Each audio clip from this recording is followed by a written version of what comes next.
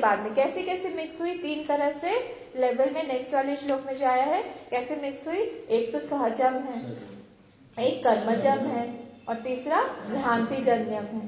3 levels पे हम लोग का जो वो हुआ है। तो फर्स्ट वाला जो चित छाया है उसका जो अहंकार के साथ में ऐक्य है वो सहजम है। कौन सा एक श्लोक है ना, सहजम है। सहजम मतलब ये अपने आप ईश्वर कृत्य है, ईश्वर की कृति है, इसमें हम लोगों का कुछ भी नहीं। सेकेंड वाला क्या था, किसके साथ में किसका था, अहंकार का देह के साथ में, वो कर्मजम है।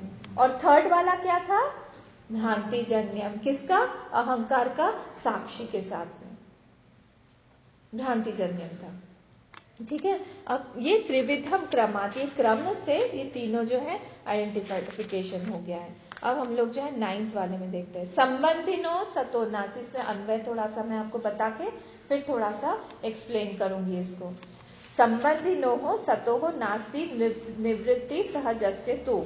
ये फर्स्ट वाली लाइन में आप लोग मुझे बताइए, संस्कृत वाले जो भी हैं वो लोग बताइए मुझे, इसमें आप लोगों को 3 शब्द ढूंढने हैं जिसमें एक ही विभक्ति है। आपके पास बुक नहीं है?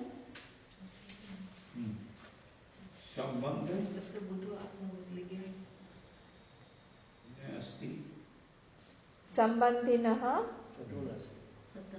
सतः, एक और वर्ड बताइए, एक जैसा विभक्ति वाला चाहिए। नह में क्या है, उसमें न में विभक्ति का होता, अव्यय है जी। सतः, संबंधिनः और संबंधिनः,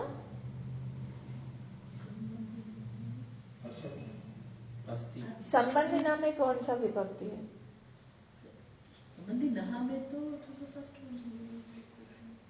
अच्छा मैंने पढ़ाया नहीं है। देखिए सहजस्य है ना, सहजस्य, इसमें षष्ठी विभक्ति है। संबंधिनः में भी षष्ठी है, सतः में भी षष्ठी है।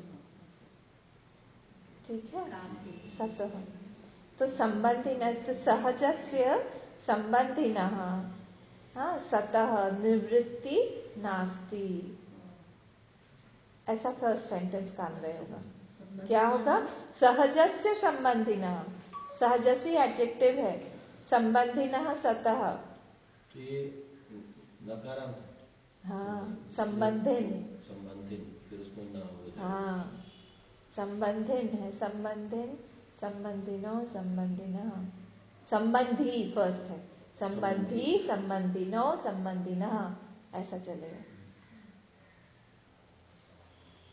ठीक है, तो फर्स्ट वाली लाइन का अन्वय क्या हुआ, फर्स्ट वाली लाइन का अन्वय हुआ सहजस्य संबंधिनः सतः, हाँ, निवृत्ति नास्ति, अपने आप उसका निवृत्ति नहीं होगा। सहज जो संबंध बना हुआ है, हाँ, जो रियल लग रहा है, सतह लग रहा है, जो रियल लग रहा है, निवृत्ति नास्ति, उसकी निवृत्ति नहीं होगी। ये फर्स्ट सेंटेंस में, हाँ ठीक है, अब हम लोग देखेंगे इसको और डिटेल में। तो इस फर्स्ट वाली लाइन की यही है कि उसका निवृत्ति, उसको हटाना हमारे लिए पॉसिबल नहीं है, वो ईश्वर कृत्य है, वो हमारे लिए पॉसिबल नहीं है उसको हटाना। ठीक है, तो यहाँ पे ये सहजस्य का मतलब क्या होता है, इच्छाया प्लस अहंकार। सहज जो हो गया ना, उस किसका हुआ, चिच्छाया का और अहंकार का, वो जो संबंध बन गया है सतह, जो हमको रियल लग रहा है, उसका निवृत्ति नास्ति, वो हटेगा नहीं। फिर अब सेकंड में आइए, अब मैं उसको आपको थोड़ा सा और डिटेल में, कर्मक्षयात बोल दिया। ठीक है, तो कर्मक्षयात में किस किस का संबंध होगा, चिच्छाया का और अहंकार, अहंकार और देह के साथ। ठीक है, तो कर्मज संबंधिनः, इसमें सेकेंड सेंटेंस ऐसा बनेगा, कर्मज संबंधिनः कर्मक्षयात निवृत्ति भवति। जो कर्मज संबंध है ना, कर्मज संबंध किसका किसका था,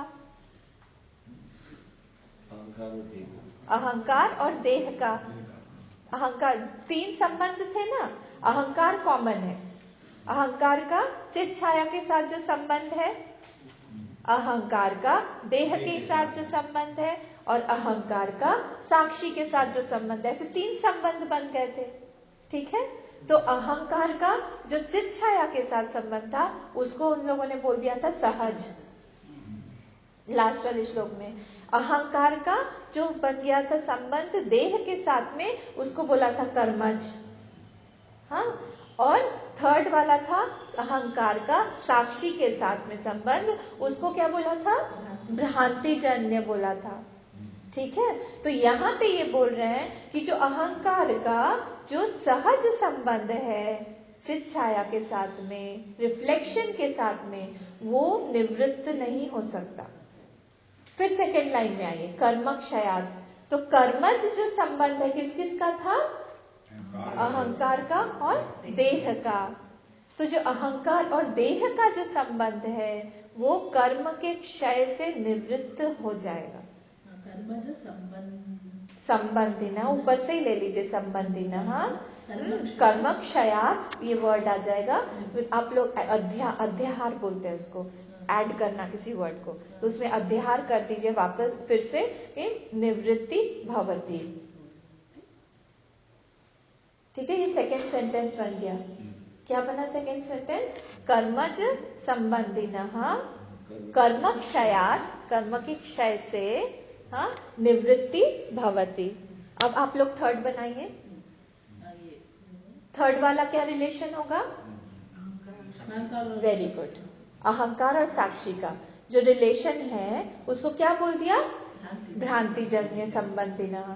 तो भ्रांतिजन्य संबंधिनः प्रबोधात्, ज्ञान से, प्रबोधात् क्या होगा? निवृत्ति भवति। अध्याहार कर दीजिए।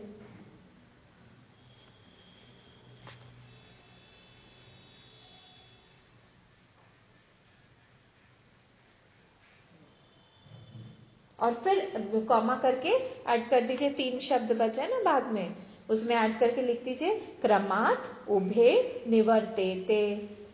मतलब क्रम से ये दोनों, उभे मतलब दोनों, क्रम से ये दोनों, निवर्तेते ये चले जाते हैं। क्रम कर्मक्षयात् और प्रबोधात्, मतलब कर्मज और भ्रांतिजन्य, ये दोनों उभे, उभे मतलब दोनों, क्रम से चले जाते हैं, निवर्तेते। ठीक है, तो ये 3 हमारे ये हो गए। ठीक है, अब जो ये संबंधी ना इसको हम लोग देखा था, फिर भी एक बार देखते हैं कि जो 2 रिलेशन है, ये तो वर्ड टू वर्ड मीनिंग तो आप लोगों को समझ में आ गया। हम देखिए, ये जो चित छाया है ना, ये जो चित छाया है, हाँ, ये हम लोग रिफ्लेक्शन बोलते हैं इसको। ये चीज ये क्या है? चिदाभास। आप लोग कंफ्यूज मत होइएगा, ये बड़े बड़े वर्ड्स हैं, वो रिफ्लेक्शन ही है। चित छाया, चिदाभास, ये वो वही है। मुझे बहुत डर लगता था इन सब वर्ड से इनिशियली, कि वो रिफ्लेक्शन ही है। तो वो रिफ्लेक्शन जो है वो क्या है? इन्फ्लुएंस बोलिए आप, रिफ्लेक्शन बोलिए, उस ब्रह्म का कुछ भी बोलिए। तो भागवत में इसी चीज को दूसरी तरह से पुट किया गया है। उन्होंने क्या बोला? उन्होंने कहा उसमें कि जो वो भगवान जो है वो प्रकृति में अपना वीर्य डालते हैं, प्रकृति में अपना वीर्य का आधान करते हैं। इसको भागवत में उन्होंने ऐसा बोल दिया। हाँ, चैप्टर 14 में गीता में, हाँ ये वाला आप लोग ढूंढिए श्लोक, चैप्टर 14 में, मम योनिर महद ब्रह्मा, मम योनिर महद ब्रह्मा तस्मिन् गर्भम दधाम्यहम्। मेरी योनि जो है, भगवान बोल रहे हैं, मेरी योनि जो है वो महद ब्रह्म है और उसमें ही मैं गर्भ का आधान करता हूं। ये रिफ्लेक्शन है।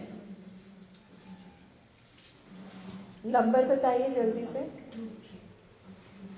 2 नंबर 2 आप लोग लिख लीजिएगा। Number 2 3 number. तो वो जो है मम योनिर महद ब्रह्म, मेरी योनि वो महद ब्रह्म है। वो महद महत ब्रह्म में क्या करता हूं मैं? तस्मिन गर्भम दधाम्यहम्, वही है चित छाया, वही है चिदाभास। तो भगवान कैसे गर्भ का आधान करेंगे? वो सब थोड़ी होगा। वो तो मैक्रो लेवल में है ना, माइक्रो, सॉरी, हाँ मैक्रो में। तो माइक्रो लेवल में बोल रहे हैं ना हम लोग। वो तो सब ठीक है, पर रिफ्लेक्शन का क्या मतलब होता है? यहां पे भी वो रिफ्लेक्शन कैसे होता है, चाहे वो माइक्रो में हो चाहे वो मैक्रो में हो? इसमें भी वही जड़ चेतन का वही तो, जो पूरी सृष्टि में एक जड़ तत्व बन के बैठा हुआ है, मतलब महत बैठा हुआ है। जैसे पूरा अहंकार, वो आया, ब्रह्म आया, ब्रह्म से माया आई। आप लोगों को याद है ना, हम लोगों ने तत्वबोध में देखा था, ब्रह्म है, ब्रह्म से माया आई, माया के बाद ही पूरा क्रिएशन शुरू हुआ ना। तो माया ने क्या बनाया? पूरा का पूरा वो नहीं, महत बनाया।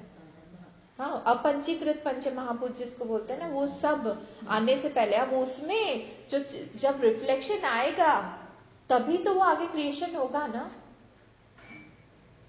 इसी को भागवत में अलग तरीके से दिखाया गया है, पिक्चराइजेशन है सारा हमारा पुराण तो, कि वो आदमी जो है वो पड़ा हुआ है, वो उठ नहीं रहा है। उठ नहीं रहा है क्यों? क्योंकि उसमें सेंशंस ही नहीं है। तो सबने अपना अपना तरह से कोशिश किया, पर वो फिर भी वो उठा नहीं। फिर कैसे उठा? वो वहां से वो रिफ्लेक्शन आया, जब वो भगवान उसमें एंटर हुए तब जाके वो व्यक्ति उठा। यही चित छाया है, उसका रिफ्लेक्शन है भाई। मीडियम चाहिए ना, मीडियम, एक रिफ्लेक्टिव मीडियम मिल गया तो रिफ्लेक्शन वहां से चालू हो गया। हम लोग आईने के सामने जाके खड़े हो गए तो आईने में हम लोग अपना चेहरा देख सकते हैं क्योंकि वहां पे रिफ्लेक्टिव मीडियम है। तो ये सारा एक प्रक्रिया है जीवत्व का, कि ये जीव कैसे बना। पर ऐसा नहीं है, इसमें आप थोड़ा सा ये रहिएगा, कॉशियस रहिएगा, कि ऐसा नहीं है कि वो स्टार्ट हुआ कभी रिफ्लेक्ट होना, ये अनादि है। कब स्टार्ट हुआ, कौन सा समय था जब मेरा रिफ्लेक्शन शुरू हो गया, ये आप नहीं बता सकते। क्यों नहीं बता सकते? स्टार्ट हो गया अगर कि ये जीव किसी समय स्टार्ट हुआ तो क्या प्रॉब्लम हो जाएगी? तो फिर वो सत्य नहीं रहेगा, फिर वो क्या सत्य नहीं रहेगा? मतलब बियॉन्ड टाइम। अगर वो चीज स्टार्ट हुआ मतलब कॉन्शियसनेस से वो आया, मतलब कॉन्शियसनेस से कोई चीज आई, मतलब कॉन्शियसनेस भी मॉडिफाई हो गया वो एक टाइम में नहीं वहां से। हाँ, उसका कॉन्शियसनेस से वो आया, मतलब रिफ्लेक्शन हो गया वहां पे, जीव निकला बाहर, कुछ आया, कुछ बन गया, मतलब वो मॉडिफाइंग हो जाएगा, मॉडिफाइंग हो जाएगा, वो जड़ हो जाएगा। उस कॉन्शियसनेस को हमने वैसे ही मार डाला, पॉसिबल ही नहीं है। तो ये स्टार्ट अगर कोई चीज होगी तो फिर क्या होगा? स्टार्ट हो ही नहीं सकता है, क्योंकि फिर से स्टार्ट होगा तो वो पूरा का पूरा उस रियल बन जाएगा, है ना। वो रियल, अगर वो रियल बन गया वो पूरा का पूरा चीज, तो फिर वो जाएगा भी नहीं, तो रियल है ही नहीं यहाँ पे ये जीव। तो हम लोग ऐसा नहीं बोल सकते, इसीलिए इसको बोला है अनादि, अनिर्वचनीय जिसको हम लोग बोलते हैं हर चीज के लिए। इसीलिए मैं बोलती हूँ अनिर्वचनीय माया के लिए अलग है, ब्रह्म के लिए अलग है। याद है आप लोगों को क्या?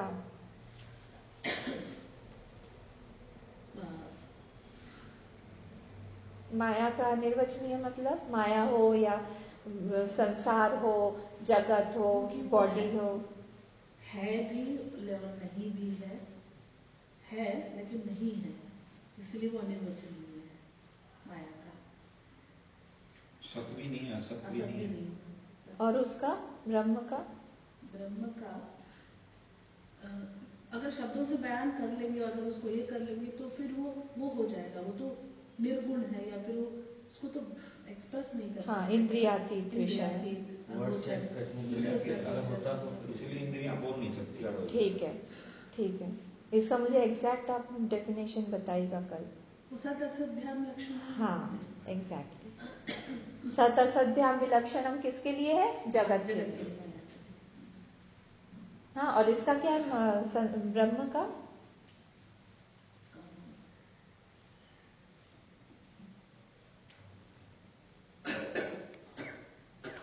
मुझे तत्वबोध में आता है आत्मा इंद्रियातीत। कुछ तो भी अगोचरम है। इंद्रिय गोचर। इंद्रिय अगोचरम मैं देखी तत्वबोध देख के आप लोग बताइएगा मुझे, ठीक है? मुझे भी याद नहीं आ रहा है, ठीक है? ये देख के बताइएगा। तो क्या हुआ? तो ये दो चीजें जो हैं, कौन कौन सी? एक माया और ये ब्रह्म, ये दोनों भी अनिर्वचनीय। वैसे ही ये अनादि भी है, वैसे ही ये जीव भी अनादि है, संसार भी अनादि है। क्यों अनादि है? अगर ये स्टार्ट हो गया, कब स्टार्ट हुआ? तो फिर मतलब ये टाइम के उसमें आ गया, मतलब इसको हम लोगों ने एक रियलिटी बना दी। रियलिटी बना दी मतलब ये जाएगा नहीं कभी भी, कोई भी रियल चीज जाएगी नहीं।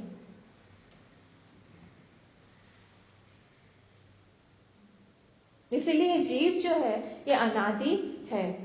ये ऐसा नहीं बोल सकते कि कब स्टार्ट हुआ। किसी ने एक ने पूछा कि मुझे सब समझ में आ गया, कॉन्शियसनेस ही है, एक ही कॉन्शियसनेस है, पर आप इस माया को क्यों ला रहे हैं बीच में? ये माया को लाने की क्या जरूरत है बीच में? उसके बिना भी तो काम चल सकता है ना। आंसर बताइए। मुझे समझ में, उसने कहा मुझे समझ में आ गया कि ये ब्रह्म है, कॉन्शियसनेस ही सिर्फ है, जो दृष्टा आप लोग बोल रहे हैं वही सिर्फ है। फिर आप लोग माया को क्यों लाई? माया क्यों आ गई बीच में? माया के कारण कि जो है वैसा नहीं दिख रहा है। अगर उसको कॉन्शियसनेस समझ में आ गया है तो उसको माया नहीं दिखनी चाहिए। अगर तुमको माया दिख रही है मतलब अभी भी तुम कॉन्शियसनेस को नहीं समझे हो। माया तो हम लोग इसीलिए लेके आए हैं ताकि हम लोग वो माया के थ्रू वहां पे पहुंच जाए कॉन्शियसनेस तक। कॉन्शियसनेस को समझाने के लिए ही माया को लाया गया बीच में। ये पूरा जगत क्यों है, क्या है, नहीं है, कैसे दिख रहा है, पर वो माया के कारण दिख रहा है। वो समझाने के लिए हम लोगों ने माया नाम की एक एंटिटी लाई है जो नहीं है, और फिर हम वहां तक पहुंच जाते हैं कि वो है ही नहीं। एक पजल है। एक पजल ऐसा है कि एक आदमी के पास में 17 ऊंट थे। हाँ, वो डेथ बेड पे था, और उसके 3 लड़के थे, और तीनों लड़कों को उन्होंने कहा था, ध्यान से सुनिएगा, फर्स्ट वाले को 17 ऊंट, फर्स्ट वाले को उसको मिलेगा हाफ पोर्शन, हाँ, सेकेंड वाले को मिलेगा 1/3, और थर्ड वाले को मिलेगा 1/9। ये मुझे बहुत अच्छा लगा, एकदम माया के लिए है ये, ठीक है। तो ये लोग सब सोच रहे हैं 17 ऊंट को कैसे बांटे तीनों में। तो बहुत दिनों तक ये 17 को हाफ भी नहीं कर सकते, 17 को 1/3 भी नहीं कर सकते, 9th भी नहीं कर सकते, कैसे करें। तो ये लोग जब गए किसी एक वाइज पर्सन के पास में, वहां पे जाके इन्होंने क्या किया, उससे एक ऊंट ले लिया, अपना ही दे दिया। उसने एक अपना दिया, एक ही मतलब उस वाइज पर्सन ने अपना एक ऊंट दिया, तो कितने हो गए 18। अब 18 को 2 से डिवाइड करिए 9, हाँ, 3 से डिवाइड 9 को 18 को 3 से डिवाइड करिए 6, 9 + 6 कितने हुए 15। अब वो जो 18/9 हुआ तो कितना 2, तो अब 15, 16, 17 हो गए, और वो एक बचा, वो एक जो बचा वो वापस वही ऊंट वाला लेके चला गया, और इन लोगों को भी अपना अपना हाफ 1/3 और 1/9 मिल गया। माया भी ऐसी,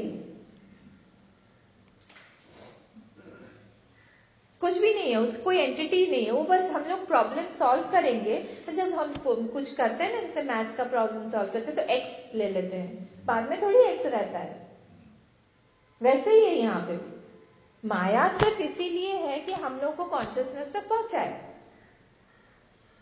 बाद में उसको अगर हम लोग जान लें उसके बाद कुछ बचेगा ही नहीं। वो 18th माया है क्या? हाँ, जो वो एक उसने दिया था ना 18th वन, वो माया है। उसने पूरा प्रॉब्लम सॉल्व कर दिया, वापस भी चला गया, ऐसा नहीं रहा कि वो ऊटू में बटा, चला गया वो,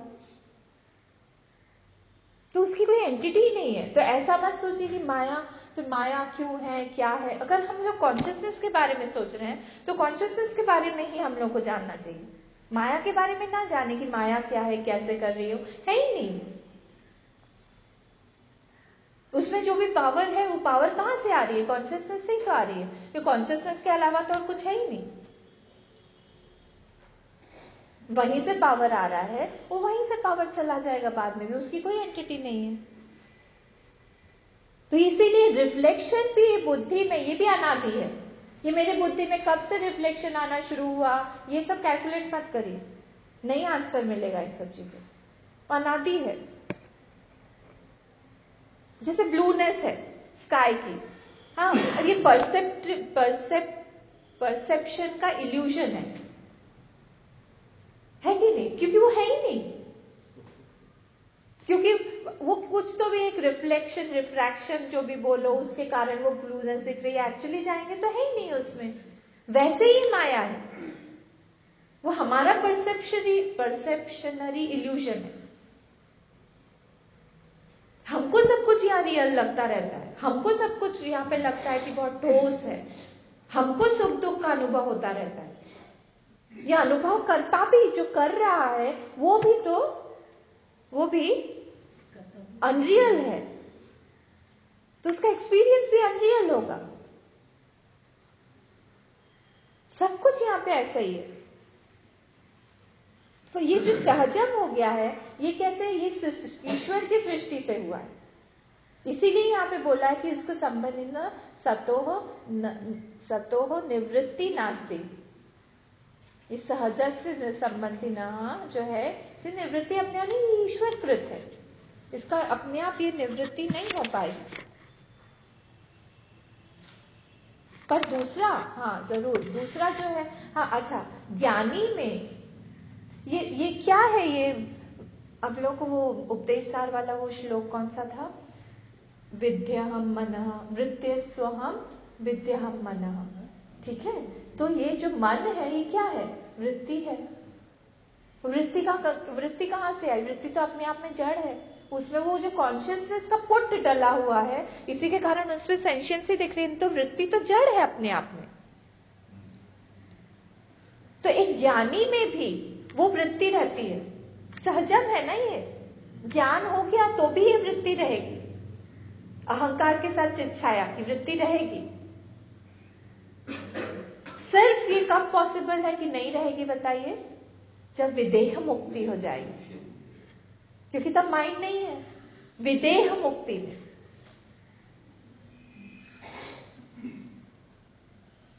विदेह मुक्ति में नहीं रहा वो वृत्ति नहीं रहेगी,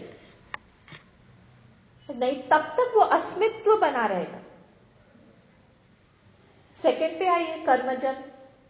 कर्मजम वाला जो था, हाँ, कर्मजम कैसे हुआ, कर्म का हमारे अहंकार के साथ में जो भी एक वो होता है, वो लेन देन जो भी है, प्रारब्धवश, वो उसको वैसी ही बॉडी मिलती है।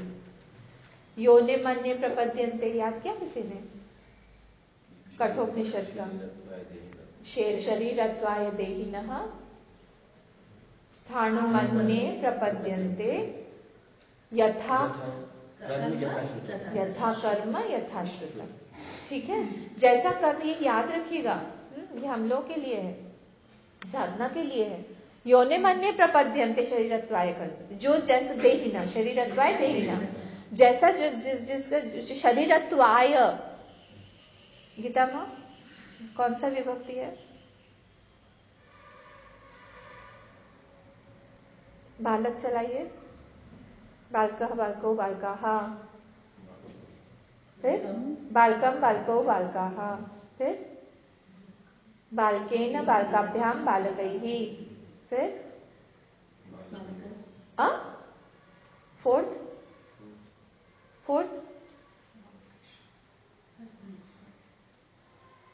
बालक का फोर्थ बालकाय। यहाँ पे क्या बोला अभी मैंने, शरीरत्वाय, फोर्थ हो गया, कर्ता ने कर्म को कर्ण से संबंध के लिए, शरीर के लिए देहिनः है, जो आत्मा है वो क्या करता है, शरीरत्वाय जाता है तब योनिमन्ये प्रपद्यन्ते, दूसरे योनि में जब जा रहा है, दूसरे शरीर के लिए जा रहा है, तब क्या होता है, स्थाणुमन्ये प्रपद्यन्ते, दूसरे स्थानों से वो आइडेंटिफाई कर लेता है। किस तरह से, कौन से स्थानों से, वो कौन से ऑब्जेक्ट से आइडेंटिफाई करेगा, यथा कर्म यथा श्रुतम, जैसे उसके कर्म होंगे, जैसे उसने सुना हुआ होगा, जैसे उसके नोशंस होंगे, वैसे ही शरीर में, स्थानों में, वैसे ही उसमें जाएगा वो और उससे आइडेंटिफाई कर लेगा।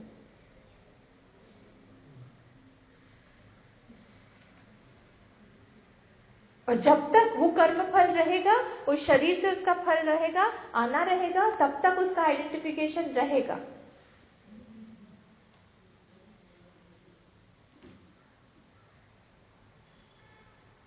जल्दी जल्दी आगे बढ़ते हैं। जड़ फरक आप लोगों को पता है ना, डियर का वर्ड मिल गया था उसको, ठीक है। अब थर्ड वाले पे आइए, कौन सा है, भ्रांतिजन्य प्रबोधात वाला। अब वो कैसे होता है, वो धीरे धीरे, भ्रांतिजन्य मतलब क्या होता है, मैंने अपने आप को गलत समझ लिया है, भ्रांति से, इग्नोरेंस से मैंने अपने आप को गलत आंक लिया है, और गलत कर करके मैं अपने आप के बारे में ही अलग ही अपनी वृत्ति चला रहा हूँ, अलग ही अपनी सोच है, अलग ही नोशन है, अपने आप को मैंने गलत। वो गुरुदेव का एग्जाम्पल, वो जो वो बन गया था ना कि मैं एक वर्म हूँ, याद आया, मैं बताऊंगी नहीं, वो वर्म वाला, मैं एक वर्म हूँ, उसको बार बार ये लगता था कि I am a worm. Psychologist के पास गया, उसको बार बार लगता था कि पोल्ट्री फार्म के वो सारे वैन्स आ रहे हैं और मुझे कोई भी चिकन आके उठा के, कोई भी हैन आके खा जाएगा। याद आया? हाँ, नहीं याद आया? अच्छा, आप नहीं थे। तो उसको एक आदमी था, उसको बार बार ये लगता था कि अरे आई एम अ वर्म, उसको ये लगता है, उसको यू नहीं लगता था कि मैं I am a human being. Worm होता है ना, कीड़ा, तो उसको ये लगता था कि हमारे वर्म, अरे वो साइकोलॉजिस्ट के पास गया, साइकोलॉजिस्ट ने उसको बहुत देर तक बिठा के अच्छे से समझा, you are not a worm, you are a human being, see compare yourself with a worm, the worm has tentacles, the worm has so many feet, ये वो सब कुछ बताए, you have 2 legs, you have जो भी कुछ है वो सब बताया, hands etcetera, you are not a worm, खूब समझाया, काउंसलिंग चला उसका बहुत देर तक। आई अंडरस्टूड, बोले हाँ अब तुम जाओ बाहर, बिल्कुल डरो मत, you are a human being, you are not a worm, go, और कोई भी डरने की बात ही नहीं है, जाओ तुम बिल्कुल सीधे। वो जाने लगा, जैसे ही बाहर गया, गुरुदेव बहुत अच्छे से बताते थे, वो बाहर गया और वो बाहर की स्ट्रीट से वॉक करने लगा और जोर से दौड़ के फिर वापस आया, दरवाजा बैंड करके खुला, अंदर घुसा, डॉक्टर क्या हुआ? डॉक्टर उससे बोला, नो आई अंडरस्टूड, तुमको अब भी इतना समझा था, I understood, it is perfectly right that I am a human being, but that it does not know that I am a human being, I know it but it does not know. गुरुदेव तो मजाक करते थे ना। तो ऐसे ही हम लोग भी हैं, हम लोग इतने बड़े हैं, भ्रांति से क्या बन गए, हम लोग छोटे बन गए, हम लोग में निर्गुण है, कोई भी गुण नहीं है, पर हम लोग ने अपना छोटा छोटा गुण बना के उसी में हम लोग फंसे हुए रहते हैं। हमारा कोई भी डेट ऑफ बर्थ नहीं है, हम लोग बर्थडे सेलिब्रेट करते हैं, हमको आनंद आता है बर्थडे सेलिब्रेट करने में, ये सबसे बड़ा हमारा प्रॉब्लम है ना। हमारा बर्थडे नहीं है। अब उस तरह से मत सोचिए, मैं खराब नहीं बोल रही हूँ कि हम लोग को मनाना चाहिए उस तरह, पर अंदर से हम लोग को जानना चाहिए कि हमारा बर्थडे नहीं है, हमारा वैसे ही डेथ डेट भी नहीं होगा। उसका आप बुरा मत मानिए कि मैं बोल रही हूँ कि बर्थडे नहीं मनाना चाहिए, खूब अच्छे से हम लोग को एंजॉय करके फेस्टिवल्स हो, चाहे जो भी एनिवर्सरी है, सब मनाना चाहिए, ऐसा नहीं है, पर ये सब तो हमारे लिए है ना, ताकि हमारी आगे की जर्नी एकदम स्मूथ हो, हमको आगे जन्म ही ना लेना पड़े।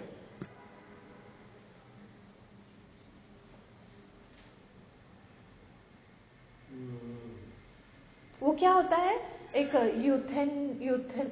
यूथनेशिया, हाँ, उसमें लोग देखिए, हमारा जो ये जन्म है ना, हाँ, हम लोग पढ़े हुए हैं, हमारा ये जो जन्म है, इसमें क्या होता है, हम लोग कुछ ना कुछ कंट्रीब्यूशन करते हैं, कुछ ना कुछ एग्जॉस्ट कर रहे हैं कंटिन्यूअसली। लेना देना उसी को बोल रहे हैं हम लोग प्रारब्ध का क्षय हो रहा है। ठीक है, उसी को प्रारब्ध का क्षय बोलते हैं ना। तो किसी ने एक बार यही बोला कि ये जो यूथनेशिया है ना, यूथनेशिया बोलते हैं ना, तो यूथनेशिया है ना, उसको वो कुछ तो यूथेंसिया पता नहीं क्या, यूथेंसिया मर्सी किलिंग, वहां पे ये उन लोग को ये लगता है ना कि हम लोग जो है ये पड़ा हुआ है बेचारा, हाँ एक वेजिटेबल बन के पड़ा हुआ है, इसको कितना पेन है, इसको मार डालो, हाँ मर्सी किलिंग जिसको बोलते हैं। तो उसमें भी हम लोग क्या कर रहे हैं, प्रारब्ध के उसमें वो इंटरफियर कर रहे हैं, क्योंकि वो लेटे लेटे भी कुछ भी नहीं कर रहा है, पर फिर भी उसका भोग क्षय हो रहा है। yes. और अगर हमने उसका अभी हमने उसको काट डाला तो क्या होगा, उसका अगले बर्थ में वो कम, बिल्कुल We should not disturb. हाँ, उसका वो प्रारब्ध ऐसे ही पड़े रहने का। हो सकता है अगले जन्म में फिर उसका कंटिन्यू होगा। जन्म से ही कोई होते हैं ना बच्चे लोग ऐसे ही रहते हैं, फिर थोड़े दिनों में ठीक हो जाएंगे, या इंक्यूबेटर में पड़े रहेंगे। क्या करते हैं बच्चे, एग्जॉस्ट ही कर रहे हैं अपना प्रारब्ध, वो जीव, वहां तो कुछ भी करने को नहीं है। जब हमारी अंडरस्टैंडिंग प्रॉपर रहती है, हाँ दो चीजें हैं, एक बॉडी का पेन है, हाँ, और एक जो है वो पेन हमारे मन पे क्या इफेक्ट डाल रहा है, ये दोनों है। तो बॉडी का पेन तो है, जब हमारा एक बैलेंस रहता है ना दोनों चीजों में, तब हम लोग का एक्सप्रेशन, इमोशनल एक्सप्रेशन बेटर रहता है, अंडरस्टैंडिंग उस चीज के बारे में बेटर रहती है। पेन तो शरीर का रहेगा, पर हम लोग उस मैं अकेला हो गया हूं, इस समय मेरा कोई नहीं है,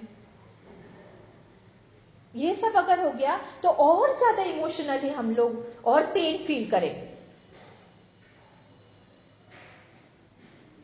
इसलिए अगर अंडरस्टैंडिंग बेटर हो, अगर इन सब चीजों की अंडरस्टैंडिंग हो, अगर एक स्पिरिचुअल पर्सन की तबीयत खराब हो और एक नॉर्मल पर्सन की तबीयत खराब हो, उसमें जमीन आसमान का फर्क होता है, मैंने देखा है।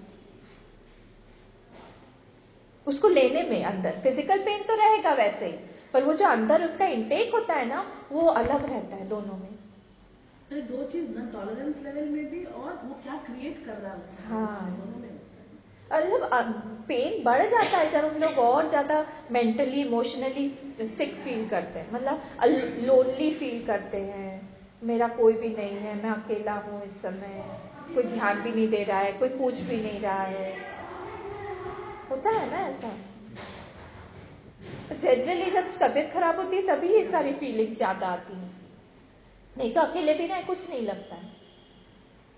तो ये सारा हमारा आउटपुट, हमारा रिएक्शन, हमारा रिस्पॉन्स हम लोगों को मेच्योर करने में, अंडरस्टैंड करने में हेल्प करता है। ये सारी चीजें, ये सहजम है, कर्मजम है, भ्रांतिजन्यम है। ये भ्रांति है हमारी कि मैं ये शरीर हूं। ये अगर हम लोग का पक्का हो गया, फर्म हो गया, तो फिर हम लोगों को कोई भी दुख हो, शरीर का दुख हो, माइंड का हो, इंटेलेक्ट का हो, हमको फर्क नहीं पड़ेगा उतना। और अगर फर्क भी पड़ा, ऐसा नहीं होता है कि फर्क बिल्कुल भी ना पड़े, पर फर्क पड़ के हम लोग जल्दी से बाहर आ जाएंगे। अब घर में किसी की डेथ हो गई है, क्या रोना नहीं आएगा क्या? बिल्कुल आएगा, पर कितनी जल्दी हम लोग उससे बाहर आ जाते हैं, अपने आप को स्टेबल बना लेते हैं, नॉर्मल कर लेते हैं। हम सब लोगों को फेस करना पड़ता है, किसी रिलेटिव का कुछ हो गया, कहीं हो गया, कहीं से न्यूज सुन रहे हैं, ये सारी चीजें हम लोग को अंदर से संबल देता है, अंदर से हम लोग को वो देता है, स्ट्रेंथ देता है कि हम लोग फेस कर पाए इन सब चीजों में। साधक जल्दी कंट्रोल कर लेता है, बहुत जल्दी, बहुत जल्दी। साधक ही तो हम लोग को बनना है ना। वी आर साधक। ठीक है, ये सब भक्ति, प्रसाद, बुद्धि, इन सब चीजों से हमें और ज्यादा क्षमता आती है, टॉलरेंस आता है, बढ़ता है। खूब भक्ति बढ़ानी चाहिए। वो प्रसाद बुद्धि भक्ति से ही बढ़ जाती है। भक्ति करेंगे हम लोग, जिसकी भी करेंगे, हम लोग के सब खराब समय में आएगा, बोलेगा कि नहीं, ये प्रसाद रूप से ही मेरे भगवान ने मुझे दिया है। क्या बुद्धि? प्रसाद बुद्धि। प्रसाद बुद्धि मतलब क्या? जैसे गुरुदेव एक बार दे रहे थे, सबको प्रसाद देते हैं ना, तो गुरुदेव सबको मिठाई बांट रहे थे, कभी कुछ दे रहे थे, कभी चॉकलेट्स दिया, ये वो। एक दिन गुरुदेव ने क्या किया, चिल्लीज दी। चिली मिर्ची बाटी, कोई आगे नहीं आए। पर जो कोई आगे नहीं आ रहा था मिर्ची लेने, पर जो उनके गुरु भक्त थे, हाँ, वो दौड़ दौड़ के गए, एक ही मिर्ची को झपट झपट के खाने लगे। गुरुदेव ने दिया हुआ है, प्रसाद बुद्धि हो गई ना उसमें कि गुरुदेव ने दिया हुआ है तो ये मेरे लिए प्रसाद है, उसी में मुझे आशीर्वाद मिलेगा। बच्चों ने खाया? हाँ, मिर्ची झपट झपट के लेके खा रहे थे। बड़ों ने नहीं, ऐसे बोला गया कि कई लोग नहीं आए, पर जो लोग गुरु भक्त थे वो लोग आए और उसमें भी झगड़ा करने लगे, मुझे चाहिए। उसमें भी उनको बुरा नहीं लगा मिर्ची में भी लेने में। गुरुदेव सब खूब करते रहते थे, स्पेशली बच्चों के साथ में सब करते थे। तो हमेशा हम लोग को उस भगवान से हम चॉकलेट टॉफी नहीं मिलेगा, कभी कभी चपत भी लगाती है ना माँ, तो उसको हम लोग किस तरह से, तब हम लोग के पास में एक स्ट्रेंथ आ जाता है प्रसाद बुद्धि से लेने का। नहीं, ऐसा नहीं हो सकता कि मेरे भगवान मुझे छोड़े, ऐसा नहीं हो सकता कि मेरे भगवान मुझे कोई खराब चीज देंगे। अगर मुझे खराब अभी दिया है ना, उसके पीछे भी उनकी मंशा जो है, उनका इंटेंशन जो है बहुत अच्छा है, मुझे ऊपर उठाना चाह रहे हैं, बस मुझे स्ट्रांग बनाना चाह रहे हैं बस। ठीक है, 10th वाला हम लोग कर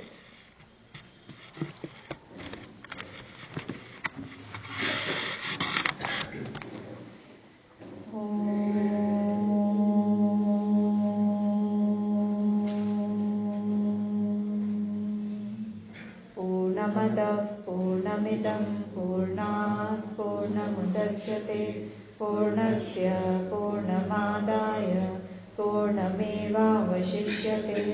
ॐ शान्ति शान्ति शान्तिः। हरिः ॐ श्री गुरुभ्यो नमः। हरिः ॐ।